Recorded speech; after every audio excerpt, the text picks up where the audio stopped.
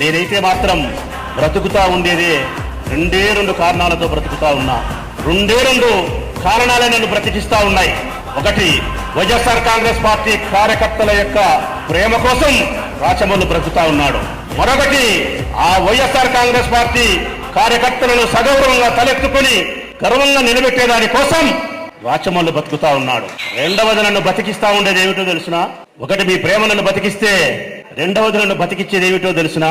నా ప్రియమైన శత్రువులు తెలుగుదేశం పార్టీ వారు నన్ను బతికిస్తా ఉన్నారు. రెండవది, నా మనస్సు ప్రతీకారం ఉంటుంది నా మనస్సు.